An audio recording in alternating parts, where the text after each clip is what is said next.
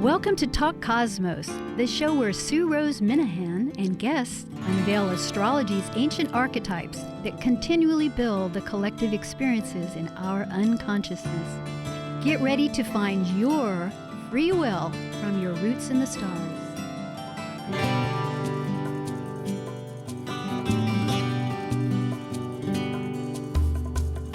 Hello, Sue Rose Minahan with Talk Cosmos, and very glad to greet you all. This begins the Cancer archetype. We'll have 5 weeks. It's a very momentous time. It begins a whole nother section of the horoscope. It's actually right at the root. It's a water sign. It's a cardinal sign. It's action, but it all relates closely to the self, your emotional roots, your foundation, your home, your security, what you find processing how you find processing in a safe environment. Water wants to be held. In other words, it wants a vessel. The very fact that the moon rules Cancer relates to the sun and the moon because of the tides. Bodies have the same relationship to the earth of water and matter, about 2/3 to 1/3, 70%. And so the tides, the gravitational pull between the moon and the sun, affect us with our bodies. That was the very first realization that I had in my 20s that, hey, astrology, yes, it does work. There's some relationship. And of course, the cycles continue, and the moon relates to cycle. It's the closest planet that we know, of course, and we see it in day and night. And it has much that we relate to, and I think I've covered quite a bit. So the fact is, I have a wonderful speaker tonight. Liz Mouchette was unable to come.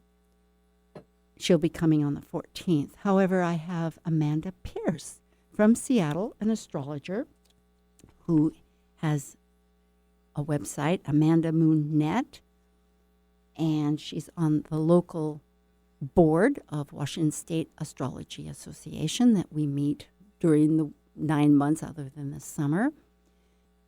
And she also does energy work focused on shifting old patterns, which essentially really relates to tonight because we are speaking about Cancer.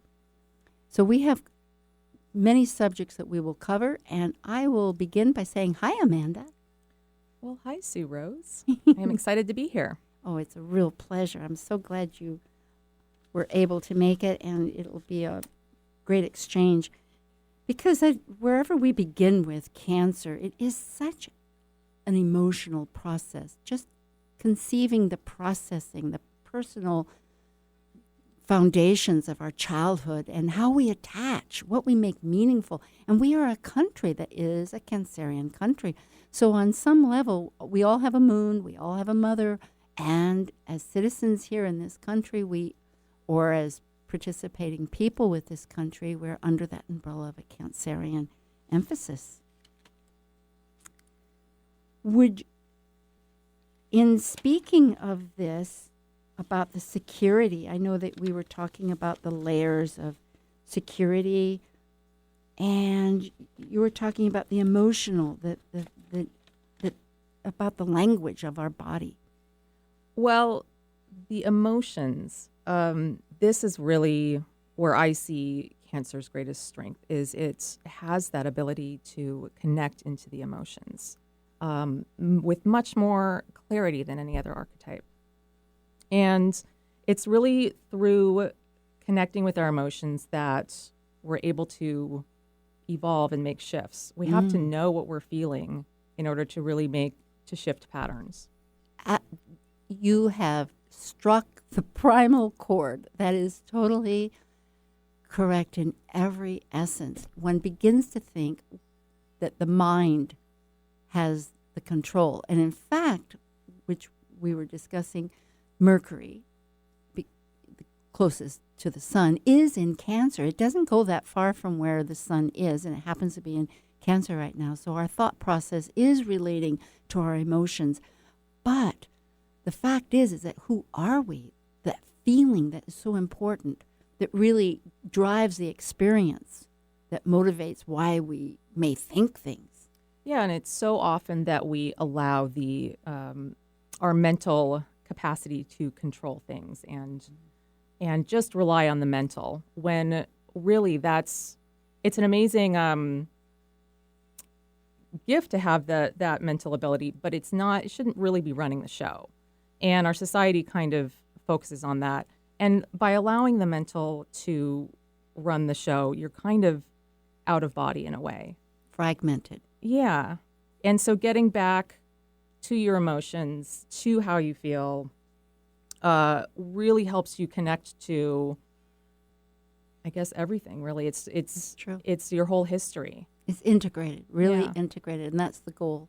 In fact, I keep remembering, it's so interesting that we, as the United States, had our famous horse races, and here for the first, it's not very often that one horse wins all three crowns. And what was the name? Justify. It's like people justifying so many things. It's rather ironic. It does usher laughter, except that at the moment there are so many serious things happening in the nation. It's a very deep time of true connection with how people, it stirs what people are really feeling about. Because the moon, that's another factor to mention, is that the moon revolves in its orbit around the Earth, of course, and it stays only 2.5 days in a sign. So meaning that anything moon-based fluctuates frequently because of the changing alterations. And that's one of the stigmas of Cancer, is that it's moody, right? I mean, our moods change constantly, and there is this. It's a gift, but also a challenge to be really connected into your emotions, because sometimes you'll have emotions about things that maybe don't relate to the exact situation that you're feeling them about, and so having such connection to the emotions really means needing to kind of parse them out and get clarity on where they're coming from, so that you're not so moody, I guess. Well, it's true, because it's a different medium. The mind it's less dense. You can think, get your little dots connected and everything and brainstorm. But really, when it comes to that resistance, possibly because of associations that we have, I mean, the meaningfulness that we attach to all kinds of sentimental things on the good side, and then there's the darker, unfortunate side, because emotions run the gamut. That's like, the happy face, the sad face of theater, and the next for Leo. And as I speak, I know not everybody is astrologers, but I am relating the fact that there's neighbor archetypes. So, but anyway, so in other words, with the sad, to process, because that again drives it back. This personal processing, it takes its own cycle.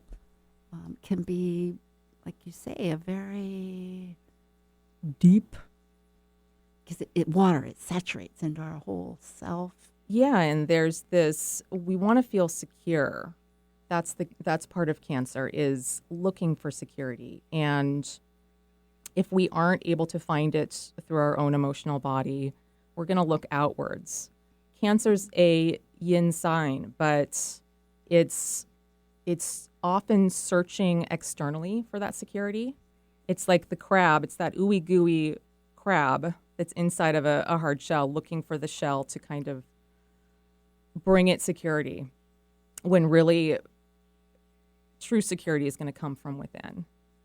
Yes, and the word external is very interesting, because there is that polarity, which is the Capricorn, which I think you're referring to also, which is the opposite sign, which does have structure. But the whole idea of the Cancerian, experience is the is processing on the internal, so it's away from the external. So it is that interesting dialogue to be reaching out yet for that structure to find some reference. Yeah, and when you actually do go within and start doing the internal work, working on the emotional body, it strengthens the other archetypes that are connected. So it strengthens that Capricorn archetype of keeping strong boundaries for yourself, so that you're not needing to put on a hard shell, because that can often be how Capricorn or how Cancer manifests.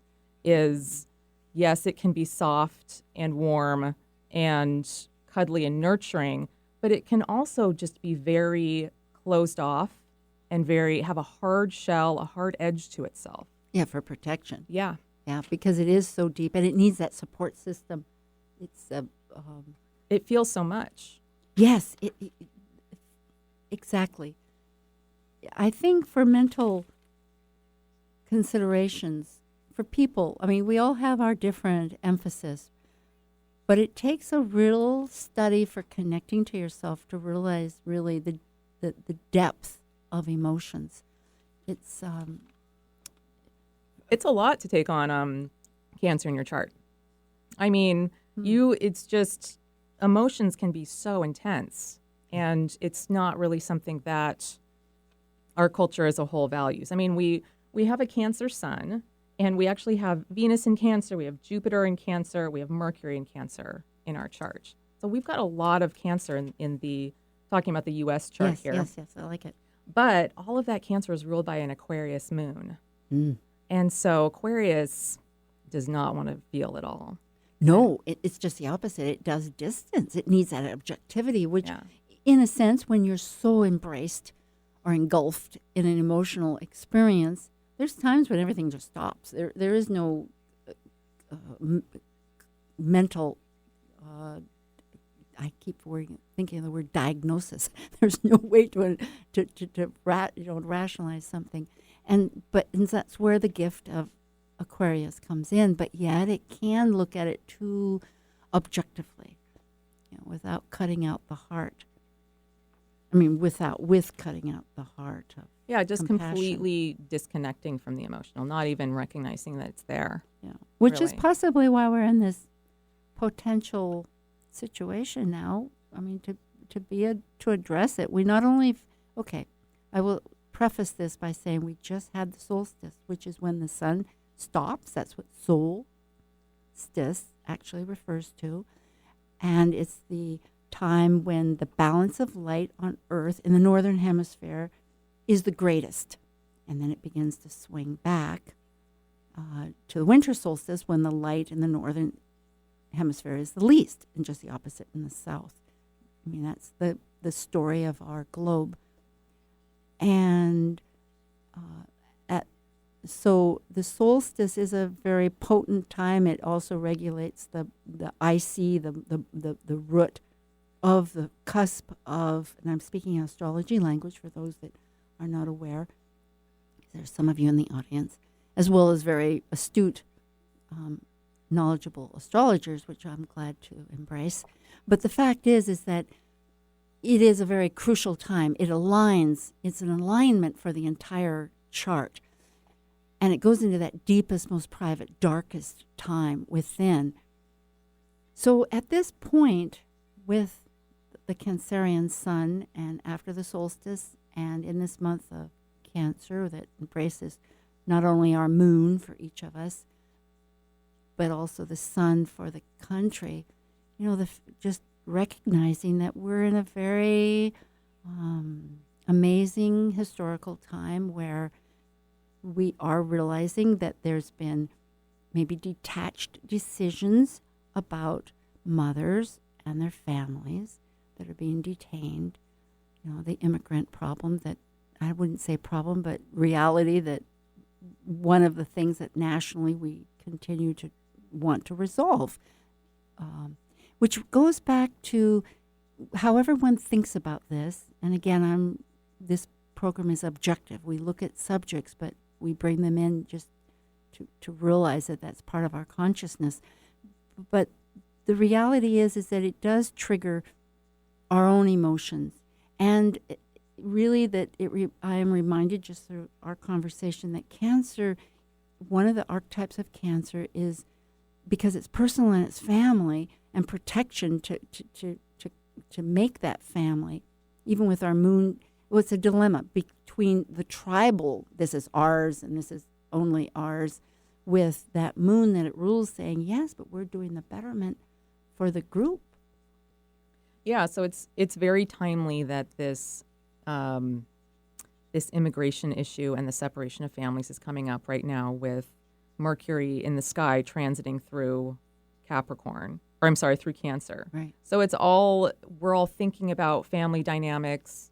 We're communicating about these family issues, and it's near and dear to the country's soul, this Cancer quality and the family. And there can be that sense of nationalism associated with Cancer, and kind of just take care of the family, and everyone else can kind of take care of themselves. We're not going to touch them, and that's their deal. So it's, and in that way, that it's kind of that Cancer putting on that hard shell that Cancer does, where it's protecting itself and it's all it can do right now. And really, we do collectively, there's just a lot of challenges going on energetically. I mean, it's a challenging time to be alive. And so to see this kind of quality of Cancer come up is not that surprising. Not that it's something that I personally would like to see continue. No, well, it is timely, and I think what we're looking at is the fact that it goes back to the Cancerian soul. I mean, that's why bringing it up is a reminder for all of us to realize what are our emotional ruts. Because it relates to your childhood. It relates to those emotions that we associate with in life. And the great thing about Cancer that can help us out eventually is that we can change the story. We make our life stories through our Cancerian moon attachments. And we have control over that. Now, it's not an easy thing. It's not like just clicking. I often refer to clicking the old TV to a new station. But the fact is that we have that ability. Like you're saying, if you can really root down into your own feelings. And with the moon with Mercury right now, it is assisting us to realize that we can talk, there's a dialogue, different tools to work it through. But it really is asking, because this is not, we're touching on it now, but I think it's pretty evident that astrology-wise, this is lasting. And I think even without astrology, people would realize that this is not, it has been lasting. And so my thinking is in order to, emotions do connect with one's feelings, with one's values, and one's ethics. I mean, if you look at the polarity across, it is Saturn. And right now, of course, we have, it's a time to recognize. And a time, I think, to help alleviate is to embrace family and to really recognize what are the true values. It's not all like the Capricornian sense of measurement of status and some value that's associated with external purpose. It really is that internal self. Yeah, and what feels good. Yes, and what makes you laugh and love. Yeah, it's not all about the money. Yeah, or the status. True.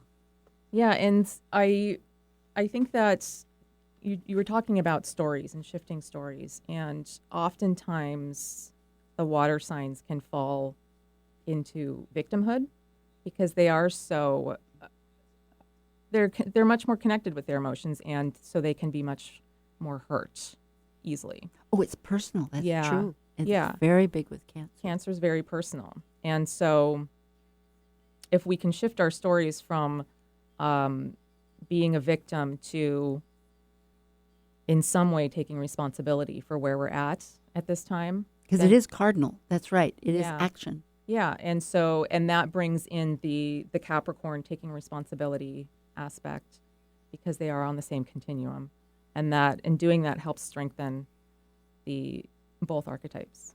And to realize with that polarity that there are goals, there are steps that one can take to achieve this. And in fact, that reminds me of the whole horoscope, looking at the angles, because we're at the angle now, that they're all cardinal. We are in a cardinal sign. This is cardinal energy, and cardinal is action. It's how do we take the action? So as you're saying, if we're going to take the deep down within ourselves, who are we? Who is our nation? Who is self? Because essentially we're talking about self here on this program. I'm not a political show, but we are astrological archetypes, and the archetypes, to remind people, does involve the sign, the planet, the house, and in this case, the crab, because we're talking about Cancer and the moon in the 4th house.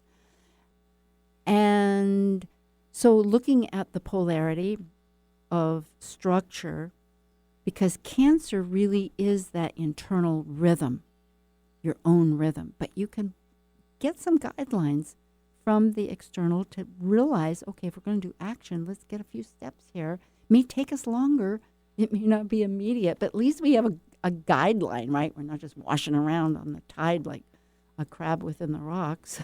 Yeah, and Capricorn does rule ambition. So it's, even if it takes a little bit of time, it's only a matter of time before it achieves its goals. Yes, as long as you keep that direction. Mm-hmm. And looking at the squares on the side, and squares for you is 90 degrees, and that's action also. It's not the easy energy. If you think of the corner of a room, the water goes rushing in there and sort of burbles up, but yet something gets resolved. And so if you look at the opening square, which is Libra on the right-hand side of others, then there's strength in that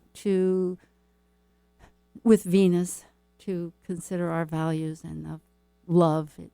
It reinforces. Well, I think that also with Cancer, what I wanted to say is that it's so nurturing, and it's so good at nurturing others. And when it starts to learn to nurture itself, then it's really feeding itself. And when you're strengthening that Cancer archetype, you're also strengthening the other archetypes that are connected to it. So the Capricorn and the Libra, and your relationships get a little more balanced when you know how to nurture yourself, because it's that the Cancer archetype is so connected with the mother. And it's so often that you see mothers in this world running around taking care of everybody else and not taking care of themselves. And that's what's modeled for us. And so we all, in some way, kind of carry that forward. That's what we've seen. That's what we know about mothers. And so it's important to remember that we all need to nurture ourselves first before we can really, truly nurture others. And when you're doing that, you're holding strong boundaries, Capricorn, for yourself. You are, Aries is the other cardinal sign. You're able to put yourself first. It's very me first. That's an appropriate Aries quality. And then Libra, on the other side, your relationships become more balanced because you're not doing too much, sacrificing too much. I love this point. You really bring it home. That's true. In fact, it reminds me of the airplane. You listen to that every time, and they say, if you lose oxygen, put it on your own face first, then help the child. Yes, and Jen's exactly. like, oh dear, really? But it's so true. If only we listen to that more often. Yes, in absolutely. our real life. Mm-hmm. Yeah. Yeah, the motherhood is truly significant. It is our first relationship, and the depth of a mother. You only have one mother, right? I mean, truly, she birthed you. And there is that significance of that training, that first, like you're teething on that relationship. which I think any mother realizes because kids act out, right? But where else do they have to act out with? So it's so personal. It's our one and only connection, and there's a whole gamut of how mothers, because they're people, but how they relate. Well, maybe. Do you have a quick comment on that? Because in a couple of minutes we're going to have to take a break. You already did. I'm just checking. Yeah. No, I think I'm good on the mothering part at this time. Yeah, good. Well, then I will remind our audience that you're listening to 1150 KKNW. We're based in Seattle. If you're not in Seattle, which many astrologers aren't, it's online.com. And it's also, there's an app. If you have an iPhone, it's KKNWAM. And we will be accepting calls in a few minutes for about 15 minutes. And you can call if you have an experience about yourself, motherhood, however it relates. Or if you have an astrology question, we can look at that for a few minutes too. So that number that you will be calling in Seattle is 888-298-5569. 888-298-5569. And thank you so much.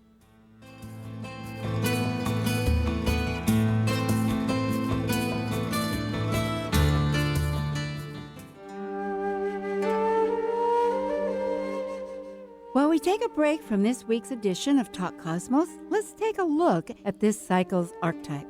Currently, we are in the period of Cancer.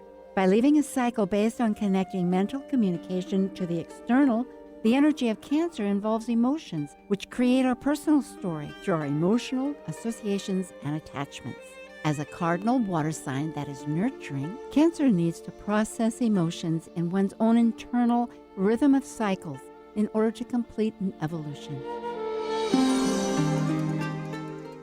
Hi, this is Petra Tauchert of Petra Tauchert Astrology, and you're listening to Talk Cosmos on Alternative Talk 1150 AM, where we discuss the meaningfulness of our roots in the stars.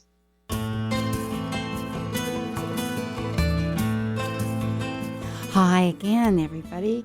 Talk Cosmos, here we are with Amanda Pierce from Seattle, astrologer, and Sue Rose Minahan. And that number, if you have a pen or something, is 888. That's simple. And then it's 298-5569. So we'd be glad to talk with you. Otherwise, Amanda and I are going to follow through and talk about Cancer. This is the archetype of Cancer. It's the first of 5 Saturdays, but there's going to be many different aspects of it. But we're covering pretty much the basis, trying to discuss the fact that Cancer is water. It's our emotions. It's processing. And, there's either two emotions, as it reminded me, is fear or love. So that's something to consider as we go through these times when our sun is radiating this Cancerian energy. It's all energy. Energy never gets destroyed. It just transforms. And it's symbolic, although it's our experience. Cancer, as we've discussed, is very visceral. Our bodies are affected. So we're trying to integrate that mind, body, soul, be that whole person.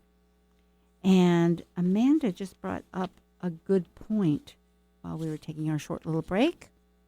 Oh, yeah. So one of the aspects of how we nurture ourselves is often with food. And Cancer is very connected to food.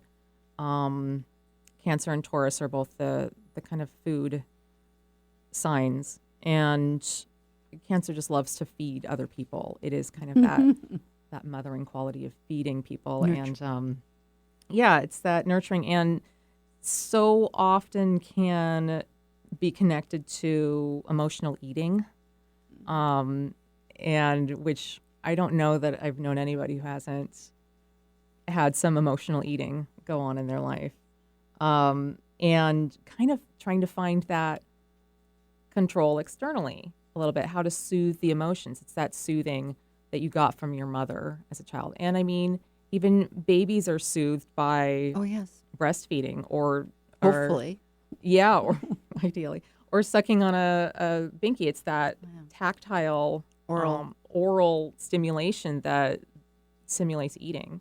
So food is often so connected to our emotions, and one of those ways that we're kind of looking externally to control our environment. It really does hit to the core, because you think about the fast food, and there's so many. And then again, it's like, oh, I grew up on this. Yeah, it's our history, and it's our family. I mean, it's how we have so much nostalgia. That's another cancer word, nostalgia. Thinking the past, yes, thinking about the past and what and the good times and what it brings to us. So because that closeness, that support, all of these words too really connote the depth of the archetype in this fourth house, where you've created the self, and now you have the self still underneath the horizon, but it's that family now, that unit, that in the mother.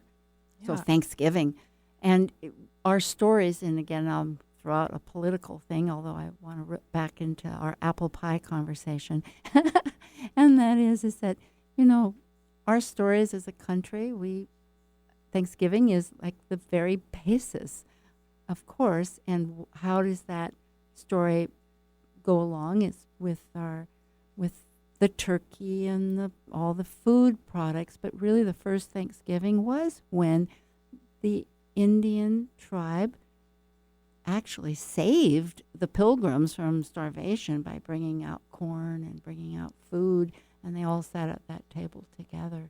So it's that type of changing our truthful story. And think about Thanksgiving dinner, how often people fight for the traditional stuff. Like, I want it this way because this is how mom made it when I was a kid. Like, it really roots us back to our childhood. And it's almost a way of recreating that innocence and that sense of safety. Well, there is a beauty. I was just thinking about cranberries. It seems like one of the big things is, do you make cranberries with the whole cranberries, or do you make them like all jello-y, or, without any of the crunchy? And then if you add things into it, oh my gosh, that's a big deal too. And et cetera, and the stuffing. But really, like I was just yesterday speaking with one of my sisters. I have two sisters. And she was remembering about the musicals that we grew up with as children, because she has grandchildren, and she wanted to introduce that with her grandchildren. And in talking with her, it was really a beautiful time where I suddenly was right there in my childhood at 9 years old, listening to these musicals. And so I can, as you're talking about Thanksgiving, which I often poo-poo, I must say, that's me personally, but on the other hand, there's purpose to reconnect us with our foundation. Yeah, absolutely. And our history and our lineage, in a way. I mean, recipes are often handed down. It really is connecting with the family. And that's one of those big connections between Cancer and Capricorn, is they're both very traditional. Which another joke comes to mind, and that's like, well, you have to snip off the ends of the turkey regardless. And finally someone says, well, why do you have to snip off the ends of the turkey to get it in the pan? They say, well, because mom did it. Well, because their mom and their mom. Finally it was like, well, the turkey was too big to fit in the pan, right? And so these traditions, so that's again back to the story of trying to really figure out, and that's our job. Sometimes you have to mourn it. It is the ending. It's the actual ending. They call death. The water signs all seem to have this, not seem, but have this relationship with death in some fashion. The 8th house is death, but usually, many times it can be the spiritual death of, it's a death. And the 12th house, which is a water sign of Pisces, the 8th is Scorpio, the 12th is Pisces, is also the endings, the end of the chart, culminates everything, and then you begin with a new seed. It's kind of the return to source. Yes, thank you. Mm-hmm. But the 4th house, our root, is really the endings and beginnings, and that's where we get this. So it can be really digging down to what is our fundamental basis is, as you said earlier, a lot easier, a lot more difficult than us. I don't generally think about the fourth house being connected to death. Not that it's not looked at that way, but I'm wondering, is it kind of like the end of childhood in a way? Well, it hasn't been said that way that I Okay. am aware of, but it is again and again referred to as maybe because if you just look at the light, it is the darkest moment. Mm-hmm. That is when it is the darkest moment. So I often go back to how the light reflects in the horoscope, because that has a basis. Like you have the equinoxes that are equal and equal light of the self and the relationships. Ideally, that relationship has an equality basis.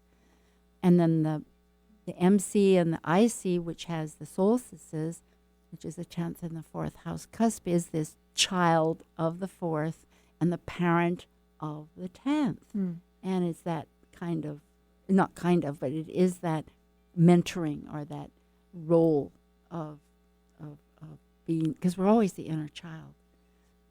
Yeah, and you talked about the darkness of the fourth house. I mean, if you have in your birth chart, if you have the sun in the fourth house, it generally means that you were born somewhere around midnight. So it is very dark at that time. And there is a sense in the fourth house of needing to go within, needing to find that deep yin quality that is kind of the darkness, and I don't mean darkness as evil. No. But just yin is dark, and yin is kind of going within and finding that that deep internal place of stillness. Yeah. And they often say that within the dark is light. So this is all on a spiritual basis, but truly any spiritual thought, and we are essentially spiritual entities, in my thinking of evolutionary astrology, because it's soul growth. We're incarnated as spirits into form. Energy never gets destroyed. It always just reforms.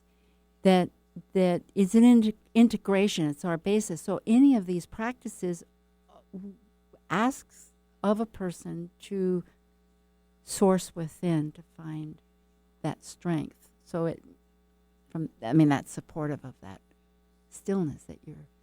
Yeah, and finding that deep stillness within is so kind of nurturing to our souls, given how kind of chaotic the world is right now, and we're all on our cell phones, we're all surrounded by technology constantly, and it's just good to kind of touch base with a much more visceral experience of who we are, and doing that can really help ground you and kind of root you in. That's what the fourth is about. It's that part where you grow your roots down, Like a taproot. yeah, down into the ground. And the more nurturing you can give yourself, the deeper those roots can go, and the more stable the portion of you that is above ground will be.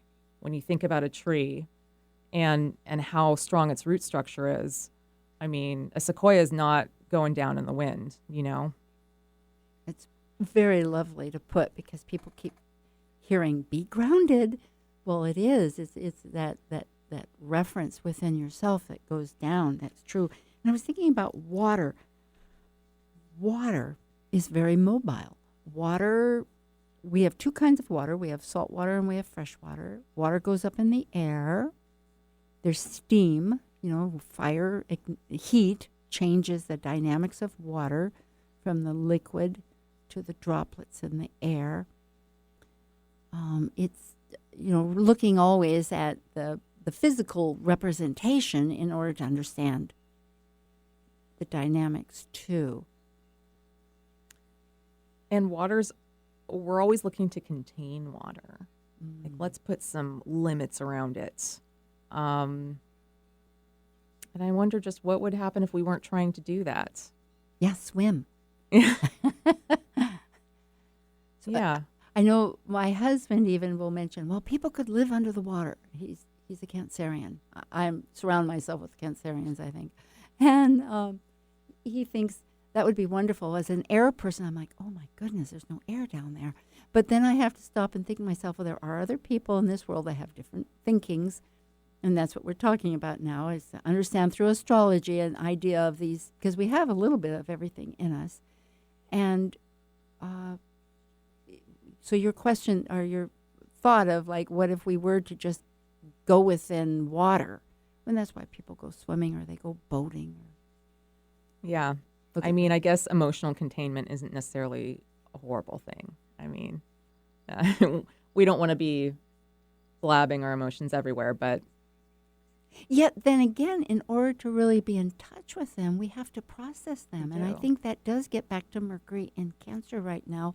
That, and we were earlier discussion just between us, that it is, and you're looking at that horse, justify it. So easy to rationalize, justify, just skip over some integral way that we're feeling because maybe it's not accepted, or it brings up issues that are uncomfortable to talk about, or a lot of questions. and Mercury in Cancer can sometimes become the thinking can be wrapped up with the emotions. So the thinking can be swayed by the emotions. Oh, definitely. Yeah. So it's just something to kind of be aware of, is where's my thinking process, and is it am I being clear thought-wise? Am I clearing it of the emotions? The ramifications, and that reminds me to look at the polarization, which is one axis, because there's consequences, there's ethics. Saturn, it doesn't fool around. I mean, Saturn represents man-made laws, but also higher laws, and what goes around comes around, as one saying has been, but it's very effective. And so if realizing of one's actions and consequences, things have consequences. And Sue, I'm curious where you have Cancer in your chart. Well, this is very interesting. Okay, first of all, I have the moon in the first house. Now, that's not directly answering, but it's the archetype. And it's conjunct my south node, so it is quite So you have the common. you have the Cancer planet in your first house. I do. Of identity. I do. Mm-hmm. And actually, Neptune's conjunct that, so it expands it. Well, it's yeah. a lot of moon, which Yeah. does. Because I don't per se have any planets in Cancer. However, let's see, looking at my chart, Cancer is therefore in my 11th. It rules because I have 29 degrees Virgo. So it's my 11th house, which most of that planet, for you people that are not astrologers, is ruled by Leo. But yet I have that polarity business. I don't know about polarity. In a sense it is, but constantly combining a lot of factors. So in my 11th house, it's ruled by. So I like to think of groups as family members. Yeah. I love it. And you're kind of doing the finding nurturing through the groups. And I mean, this show is kind of an 11th house. Definitely. Yeah, it is. It's really, it's taught me a lot. And I began this in order to learn a lot. So it's been really great. Yeah. And moon's important. So do you find that do you have anything in Cancer? Would it be significant, or how would you relate? So my chart is mainly air and fire, but I have Cancer on my IC. So that's Cancer moving into the 4th house. It's on an angle.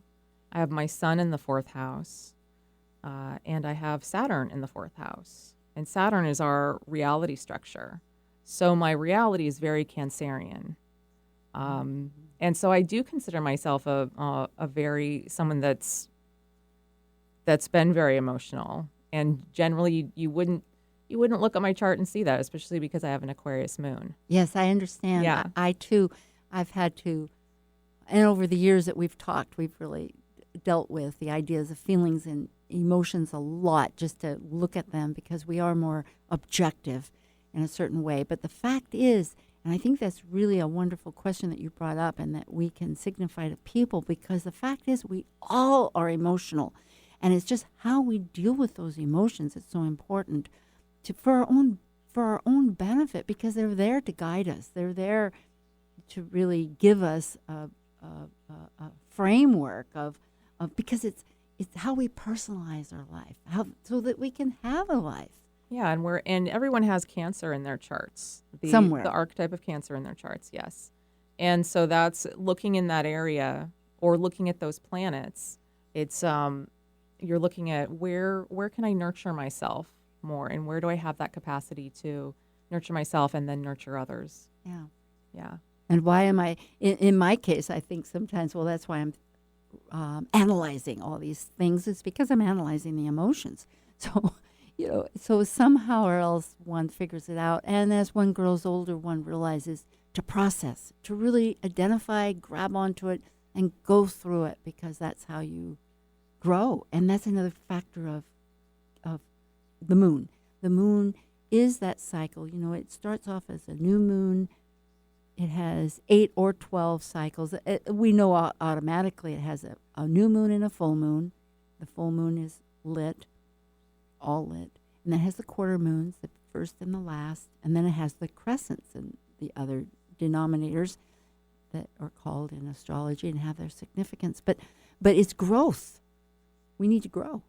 Yeah, and Soul each growth. month we kind of go through this moon process. We go from the new moon, which is kind of the seed, and then we go to the full, which is like the full awareness of it, and then all the way back to the new. And so each month we're kind of going through this new emotional cycle that's just really under the surface for the most part, but that's there to kind of help us evolve on our process. It is. It gets in touch with all kinds of other, because it's such a fast-moving planet, it gets in touch with many, many areas of our chart. So it gives us another chance. This adage that, well, you always get a second chance and that history repeats itself, it's very true on an astrological basis. It's not absolute. I mean, there's references. There's a recognition of a new process of that phases.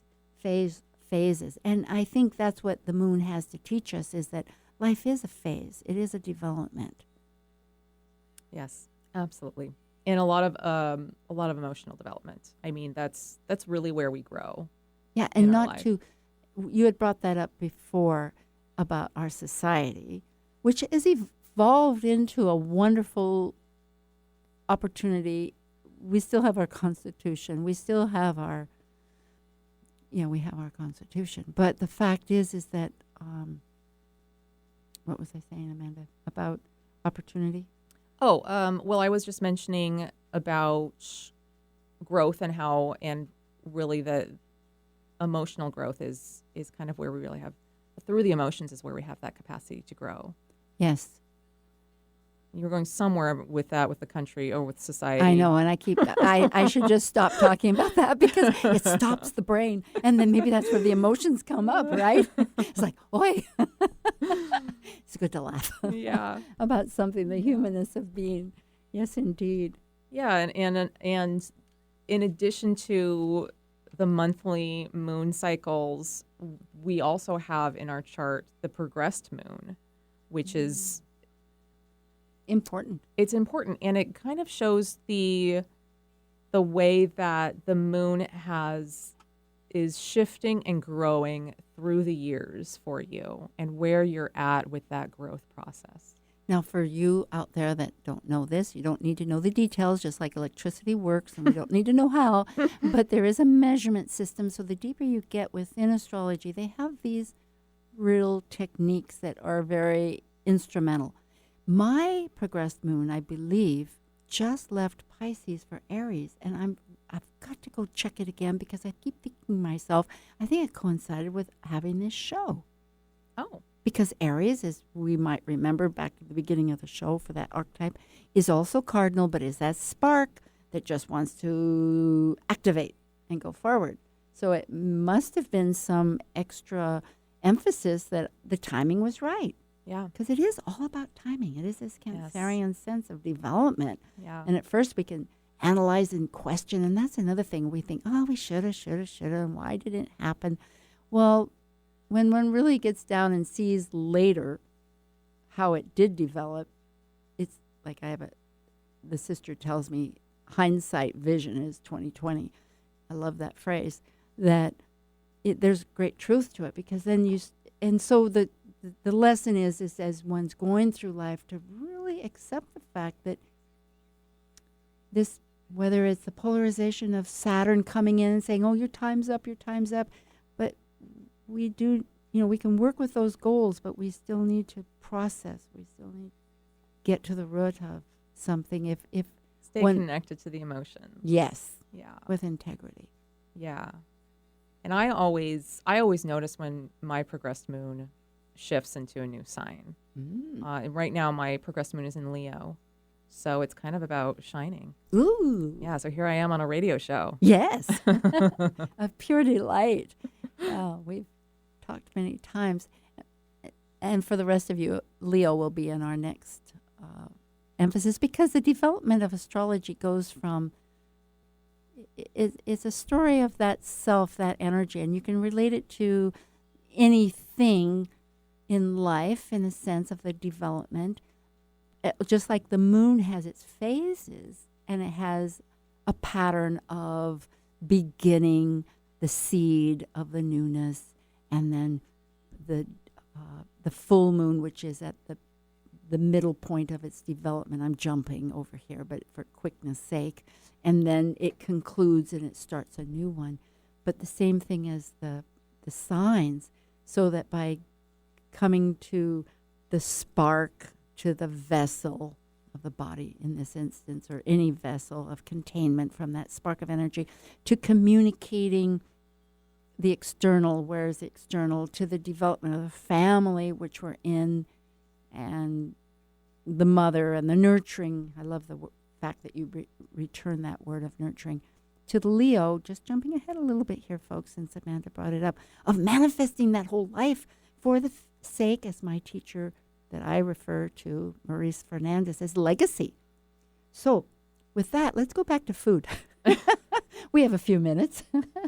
Yeah, because you brought up a great point. We have a couple minutes. And Yeah. I think, what would you like to say about food? well, we need it. And that's another word. Cancer is needs. It's emotional need. It's not just something that we can sit on the shelf and go, oh, maybe. But we have a need structure. We have our needs, emotional needs. And it's something wise to recognize. So if we're not satisfying them in a healthy way, then we need, to use that word again, to root deep within. Yeah. And food is survival. Yes, that's true. Yeah. Too. So there's a deep need to find that security, food security. I mean, cancer is very much associated with security, and it feels like if you don't have it, the fear can be so much like you're going to die. Yeah. Well, it's very visceral. I will bring up my mother, because I wanted to. Today happens to be her 90th birthday. And because it is Cancer and it's my mother, that really signifies the personal emphasis of it. And she's had to really watch food. As any Cancerian, of course, she likes food. And I remember many great meals. And we did a lot of training and cooking. I mean, between us as children, my sisters and I, we had a week where one of us helped her cook the food. And that was a great experience. But and I hope she doesn't mind me divulging this, but she did have diabetes later. Had an accident, and so all her life. Oh, and we have a couple of minutes, so we'll finish up here. But the point is, as far as energy, and she's used food lovingly to discover how to truly stabilize her best emotional self. I mean, by emotional, it wasn't like, for my but how she feels. And it's really been a lesson to me. And her energy level of using food for its highest purpose, that is strong and of nutriments, but still involved with all the facets, because She and my stepdad, who I refer to as Dad, they cook together. You know, it's such a unifying thing. And I'm here for this talk show because energetically, she lives near the outside of the grid, you might say, although they have everything.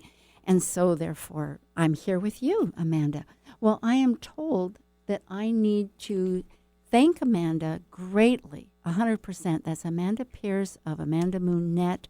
Next week, we have Wendy Ryrot of another Seattle astrologer who's going to talk a lot about the mythology. She has traveled extensively and really has many spiritual bases, such as Amanda does.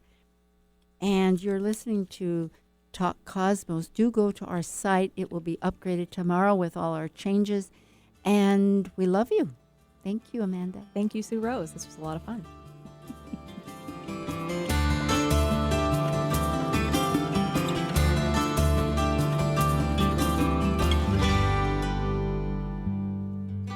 Thank you for listening to Talk Cosmos, the show where Sue Rose Minahan and guests unveil astrology's ancient archetypes that continually build the collective experiences in our unconsciousness. Be sure to tune in next Saturday at 6 p.m. to continue finding your roots in the stars.